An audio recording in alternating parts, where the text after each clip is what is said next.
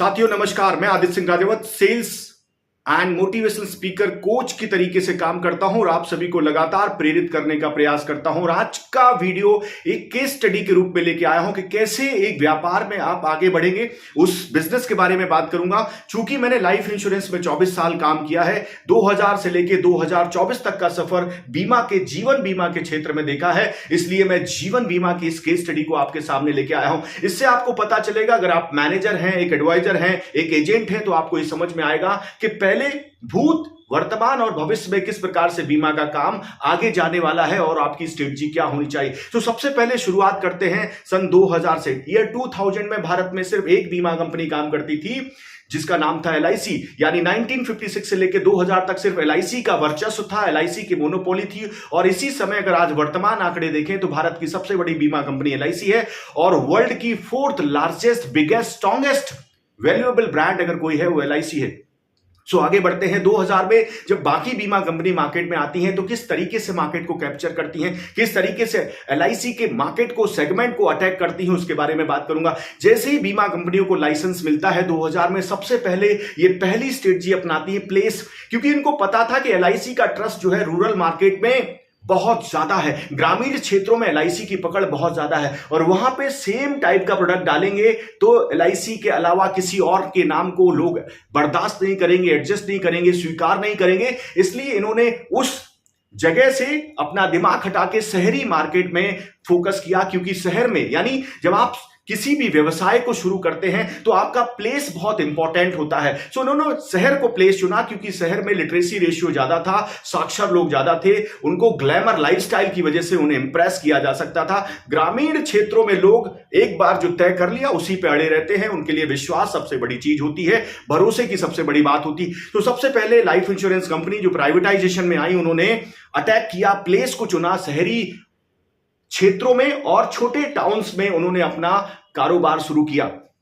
तो प्लेस की स्ट्रेटजी में इसके बाद इन्होंने क्या किया, पीपल पे फोकस किया। पीपल, LIC के सामने डेवलपमेंट ऑफिसर के समकक्ष किसी को लाना, पीपल को लाना बहुत इंपॉर्टेंट होता है। और अगर कोई बीमा कंपनी लोगों को हायर करना चाहती तो उसकी स्ट्रेटजी क्या होनी चाहिए थी। उस समय ये बीमा कंपनियों ने अलग अलग सेक्टर से, फार्मा से, FMCG से लोगों को हायर किया और बड़े बड़े पैकेजेस पे हायर किया। सो जब आप डेवलपमेंट ऑफिसर के सामने किसी ऐसे प्रोफेशनल को लेके आना चाहते हैं, सो पीपल बहुत ही इंपॉर्टेंट होता है। ऐसे लोग चुने जो बैंकिंग से थे, फार्मा से थे और FMCG सेक्टर से थे, जिनको वाकई में रिटेल बिजनेस को करने की आदत थी और पता था। ऐसे लोगों को हायर किया, मैनेजर्स पे बड़े बड़े पैकेज। उस जमाने में 2000 में 2 से 3 लाख रुपए का पैकेज बहुत बड़ा पैकेज माना जाता था और ऐसे लोगों को हायर किया। सो प्लेस के बाद इन्होंने पीपल पे फोकस किया और पीपल को रिटेन कैसे किया जाए, इसलिए उनको पैकेज दिया, इंसेंटिव दिया, फास्ट ट्रैक प्रमोशन का ग्रिड बनाया जिससे लोग जल्दी जल्दी प्रमोट हो, छोटे छोटे टारगेट में देसी और विदेशी यात्राएं रखी।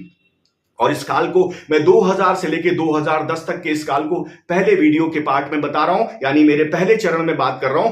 ये 2000 से 2010 तक का काल जिसमें बीमा कंपनियां इंट्रोडक्शन स्टेज पे थी, वहां पे इन्होंने क्या किया, प्लेस सेलेक्ट किया, उसके बाद पीपल सेलेक्ट किए, हायरिंग की प्रोसेस में, उनके रिटेंशन के प्रोसेस में, उनके रिवॉर्ड एंड रिकॉग्निशन के प्रोसेस में ज्यादा से ज्यादा पैसा इन्फ्यूज किया, छोटी छोटी देसी और विदेशी यात्राओं से उनका मनोबल बढ़ाया, मोटिवेशन के सेशन लगातार होते थे। और इसी में जो एजेंट हायरिंग, एजेंट को सिलेक्ट करना, LIC के एजेंट को तोड़ना उस समय बहुत मुश्किल था, क्योंकि LIC का एजेंट तन मन धन के साथ LIC के साथ जुड़ा था। ऐसी परिस्थिति में इन बीमा कंपनियों ने क्या किया, बाहर से हाउसवाइफ, घरेलू महिला हो, किसी व्यापारी की पत्नी हो, या फिर कोई बिजनेस टाइकून हो, या ऐसे बड़े बड़े लोग उद्योगपति हो, उनको बीमा से जुड़े, इसके लिए अट्रैक्ट किया, बीमा के व्यवसाय से अट्रैक्ट किया, उनको ज्यादा पर्क दिया, रिवॉर्ड रिकॉग्निशन दिया, विदेशी यात्राएं दी, वो लोग जुड़ने लगे। और उस समय की एक बहुत बड़ी बात बताना चाहता हूं, 2000 से लेके 2010 तक लोगों को अपने घर से ज्यादा सुकून बीमा की कंपनी में मिलता था, उनको अपना ऑफिस ज्यादा अच्छा लगता था, ज्यादा आनंद आता था, ज्यादा एंजॉयमेंट करते थे। यानी हर दिन कुछ ना कुछ ऐसा होता था जिससे लोग बहुत उत्साहित रहते थे और बहुत अच्छे मन से बीमा की कंपनी में जाते थे। 2010 की कहानी में कंपनी ने प्लेस चुना, लोगों को चुना, पीपल चुना, उसके बाद प्रोडक्ट की बात आई, जहां पे LIC सेविंग प्लान बेचती थी, बीमा कंपनियों ने इन्वेस्टमेंट प्लान बेचना यानी यूलिप का मार्केट शुरू किया, एक नया सेगमेंट क्रिएट किया और लोगों के मन में एक नया उत्साह डाला, सेगमेंटेशन में आए और प्रोडक्ट सेगमेंटेशन में जाने के बाद यूलिप जैसे ही मार्केट में डाला, यूलिप ने तहलका मचा दिया, बड़े बड़े प्रीमियम यूलिप के माध्यम से आने लगे। लेकिन मार्केट क्रैश हुआ बहुत ही जल्दी और उसके बाद लोगों को लाखों करोड़ रुपए का नुकसान हुआ। और चूंकि उस समय आईआरडीए के रेगुलेशंस स्ट्रांग नहीं थे, इसलिए चार्जेस यूलिप पे कंट्रोल करना उतना पॉसिबल नहीं था और लोगों को बहुत नुकसान हुआ। तो फिर से लोगों का ध्यान सेविंग्स की तरफ अट्रैक्ट हुआ। सो पीपल पे काम किया, प्लेस पे काम किया, प्रोडक्ट पे काम किया और इसके बाद प्रमोशन पे काम किया, लोगों को ज्यादा उत्साहित किया, लगातार मनोबल बढ़ाया लगातार। और इसीलिए मैं इस काल को स्वर्णिम काल कहता हूं कि बीमा का ये काल प्राइवेट बीमा कंपनी के एम्प्लॉइज के लिए बेस्ट काल था। छोटे से छोटे एम्प्लॉय ने बड़ी से बड़ी छलांग लगाई, कोई ब्रांच मैनेजर बन गया, कोई आरएम बन गया, कोई जोनल मैनेजर बन गया, जल्दी से जल्दी लोग प्रमोट होते गए।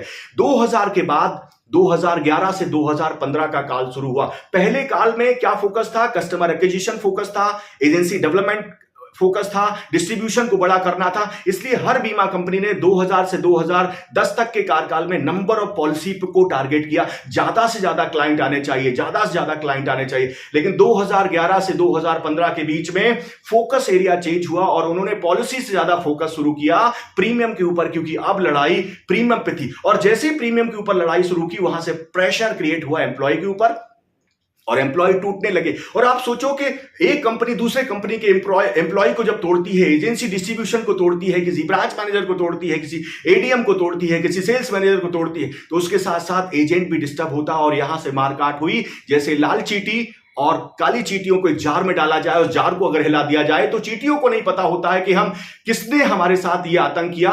वो आपस में लड़ने लगती है, एक दूसरे को मारने काटने लगती है। और यही कहानी 2011 से 2015 के बीच में बीमा कंपनियों के बीच में चलती है और एजेंसी अस्थिर हो जाती है, डिस्टर्ब हो जाती है। लेकिन 2015 के बाद 2015 तक हेल्थ इंश्योरेंस का मार्केट भी अट्रैक्ट होने लगता है, लोगों को आकर्षित करने लगता है, मार्केट बढ़ने लगता है। सो बहुत सारे एजेंटों को और इंश्योरेंस एम्प्लॉइज को हेल्थ इंश्योरेंस अट्रैक्ट करता है। लेकिन लड़खड़ा रही थी अर्थव्यवस्था, फाइनेंशियल सेक्टर उस समय बहुत अच्छा नहीं कर रहा था 2015 के आसपास। और 16 में मोदी जी ने नोटबंदी की। डीमोनेटाइजेशन जैसे ही वो करते हैं, बैंकिंग सेक्टर में बाहर आ जाती है, बहुत सारा पैसा बैंक में आता है। ना सिर्फ बैंकिंग व्यवस्था प्रणाली को, मैनेजमेंट, फाइनेंशियल मैनेजमेंट को ठीक करते हैं, ऐसे रूल्स रेगुलेशन क्रिएट होते हैं जिनसे मैक्सिमम लोग आईटीआर भरते हैं और एक बार फिर से बीमा में उतार की जगह चढ़ाव आने लगता है, सेक्टर आगे बढ़ने लगता है। लेकिन बीमा कंपनियों ने लगातार प्रेशर क्रिएट करना शुरू कर दिया था, नंबर ऑफ पॉलिसी पे और प्रीमियम पे, दोनों पे जब प्रेशर क्रिएट होता है तो एम्प्लॉय टूटता है। और इस समय ऐसी परिस्थिति में एम्प्लॉय का जो मनोबल था लगातार टूटने लगा था। 2016 से 19 तक का मोनेटाइजेशन का, डीमोनेटाइजेशन का जो कार्यकाल है, इस कार्यकाल में इंश्योरेंस का मार्केट बढ़ता है, फाइनेंशियल सेक्टर का मार्केट बढ़ता है, लेकिन एम्प्लॉय का मनोबल टूटता है, उसकी इनकम गिरती है, उसकी इनकम बहुत अच्छी नहीं होती और वो कहीं ना कहीं इस बात का एहसास करने लगता है कि मार्केट में सैचुरेशन आ रहा है। और 19 आते आते कोविड शुरू हो जाता है और जैसे ही कोविड शुरू होता है तो एजेंसी फोर्स का जो बीमा एजेंट है मार्केट से बाहर नहीं निकल सकता, घर से बाहर नहीं निकल सकता। और ये बीमा कंपनियों ने पहले से ही तलाश के जो अलग अलग मॉडल थे, एक बीमा अभिकर्ता के सामने अलग अलग मॉड्यूल तैयार किए, अलग अलग सेक्टर्स तैयार किए, अलग अलग वर्टिकल्स तैयार किए जिनके माध्यम से बीमा बेचा जा सके। अभी भारत में सिर्फ बीमा अभिकर्ता बीमा बेचा करता था, 2010-2012 तक की बात बोल रहा हूं। और इसके बाद भारत में बैंक का इंश्योरेंस के माध्यम से, पॉलिसी बाजार के माध्यम से, ऑनलाइन मार्केट के माध्यम से, ब्रोकिंग चैनल के माध्यम से, डीएसए चैनल के माध्यम से, एएपी चैनल माध्यम से, लीडर चैनल्स के माध्यम से, ऐसे कई सारे चैनल, पीओएसपी चैनल के माध्यम से, म्यूचुअल फंड कंपनी के माध्यम से अलग अलग चैनल क्रिएट किए गए। एजेंट के सामने इतने सारे और विकल्प, एजेंट के अलावा इतने सारे और विकल्प खड़े कर दिए जो इंश्योरेंस मार्केट में जाएंगे, इंश्योरेंस लेके आएंगे और एजेंट अकेला रिटेल मार्केट में फोकस करता रहेगा। अभी सोचो, मैं बात कर रहा हूं कोविड में जब वो निकल नहीं पा रहा है, 19-20 के कार्यकाल में मैनेजर भी उसके साथ नहीं जा पा रहा, इन बीमा कंपनियों ने ऑनलाइन मार्केट को एक्वायर किया और ऑनलाइन मार्केट के माध्यम से ज्यादा से ज्यादा बिजनेस को एक्वायर करने की कोशिश की और उसमें बहुत सारी बीमा कंपनियां सफल भी हुई। उन्होंने स्ट्रेटजी अपनाई कि अगर ये नहीं चल रहा तो कुछ और किया जाए। और 2021-22 में आपने देखा कि एक बार जब एजेंट का पहिया रुक गया और बीमा कंपनियों के पास अलग अलग चैनल थे, तो 21-22, 23-24 में क्या हुआ, 21-22, 23-24 में ये जो दूसरे चैनल क्रिएट किए गए थे, बैंक का इंश्योरेंस, ऑनलाइन मार्केट, डीएसए का मार्केट, एएमएपी चैनल और भी पीओएसपी चैनल, इन चैनल में ना सिर्फ मारकाट शुरू हुई वरन कमीशन में जमीन आसमान का अंतर शुरू हो गया। एक जो ब्रोकर था उसका कमीशन कुछ और स्लैब था, एजेंट का कमीशन स्लैब कुछ और था, नॉर्मल एजेंट का कमीशन स्लैब कुछ और था, दूसरे का कुछ और था। और ऐसी परिस्थिति में मार्केट में पूरी तरह से भूचाल हो गया। रिटेल एजेंसी 2015 से लगातार स्ट्रगल करती चली जा रही थी, लगातार करती जा रही थी। एम्प्लॉय जो पुराने जुड़े थे वो हताश, निराश। पहले तो उनका ट्रीटमेंट राजाओं के तरीके से होता था, उनको लगता था इससे बेहतर करियर उनके जीवन में कभी दोबारा नहीं मिलेगा। और अब अगर आप 21, 22, 23, 24 में देखिए, इतने प्रेशर में एम्प्लॉय काम करते हैं, इतना मनोबल टूटा होता है, लगातार सुबह से लेकर शाम तक उनको कोहलों के बैल के तरीके से जिस तरीके से जोता जाता है, एक कॉल के बाद दूसरा कॉल। अभी सोचो आप, जिस जमीन में पत्थर ही पत्थर है, एक मैनेजर को यह नहीं पता कि इसमें पानी वो खुद फावड़े से नहीं निकाल सकता, ड्रिलिंग की आवश्यकता होगी, मशीन की आवश्यकता होगी। उससे लगातार ये कहा जा रहा है कि आपको अपॉर्चुनिटी दिखाई देती है, आपको फोकस करना चाहिए। वहां पानी नहीं है, अलग अलग वर्टिकल चैनल्स के माध्यम से मार्केट को कब्जा किया जा रहा है। लेकिन आगे बढ़ने से पहले मैं आपको एक डेटा और देना चाहता हूं। भारत में 7 करोड़ के आसपास लोग ऐसे हैं जो आईटीआर पे करते हैं, इनकम टैक्स पे करते हैं। आप गूगल पे जाइए, आपको मिलेगा डेटा।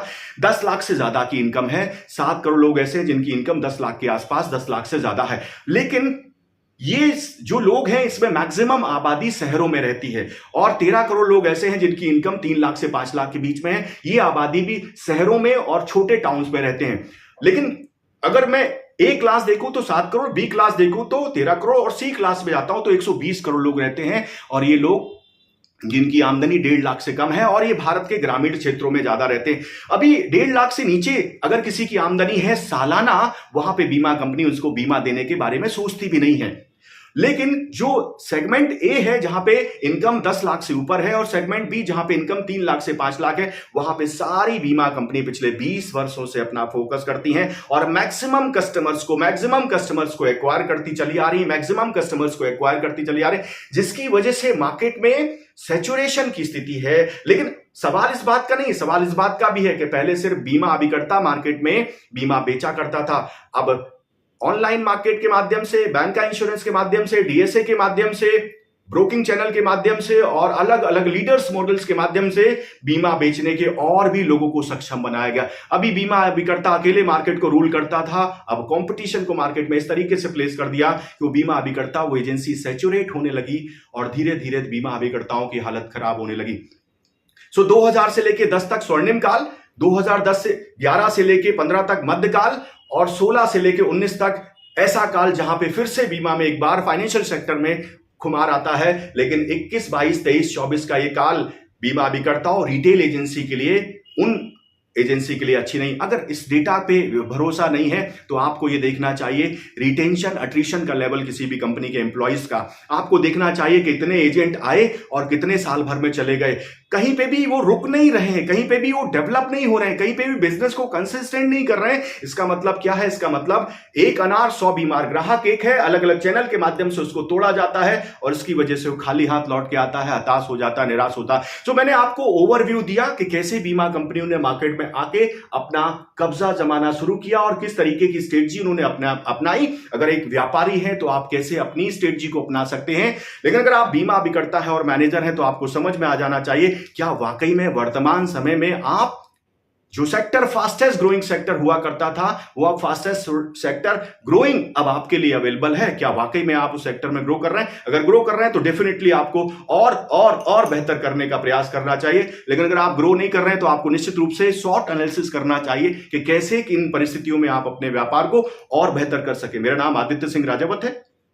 आपने इस वीडियो को देखा, मुझे बहुत लाइक करते हैं, मेरे हर वीडियो को लाइक करते हैं, मैं आपका हृदय से बहुत आभारी हूं। वीडियो अगर आपको अच्छा लगा है तो निश्चित रूप से इस चैनल को सब्सक्राइब करें और इस वीडियो को लाइक करेंगे तो मुझे बहुत अच्छा लगेगा। Thank you so much for watching this video.